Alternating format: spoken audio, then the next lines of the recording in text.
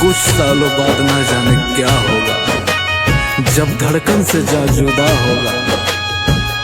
फिर मिलना होगा तो मिलेंगे यादों में, जैसे सूखा गुलाब मिलते हैं अक्सर किताबों में।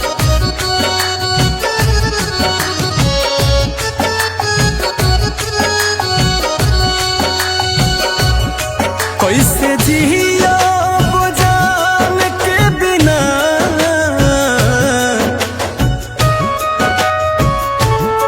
कैसे जिया वो जान के बिना, कुछ वो तो बुझात नहीं खे।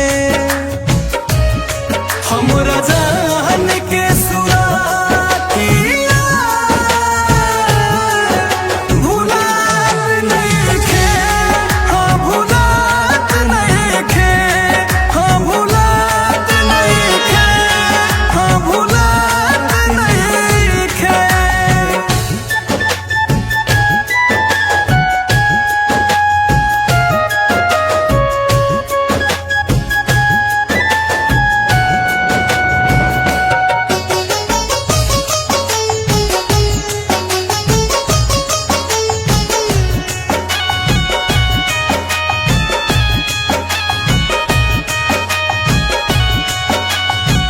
उनका बिना कुछ भावे ना, रातियों के नींदिया आवे ना, हो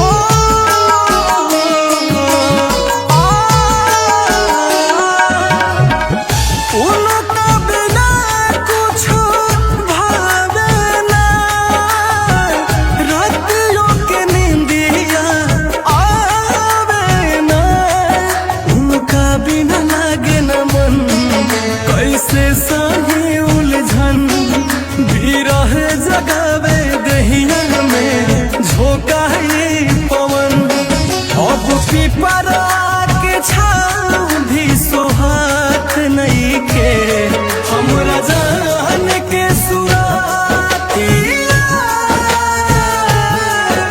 भुलात नहीं खे, हाँ भुलात नहीं खे, हाँ भुलात नहीं खे, हाँ भुलात नहीं खे।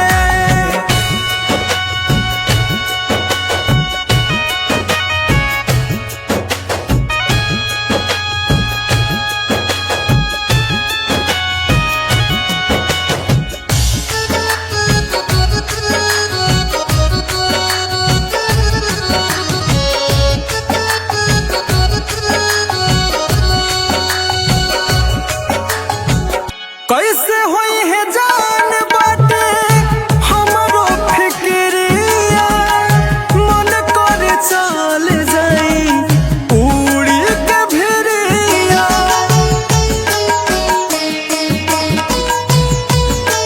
हाँ, कैसे होई है जान बाटे हमरो फिक्रिया, मन करे चल जाई उड़ी के भिरिया।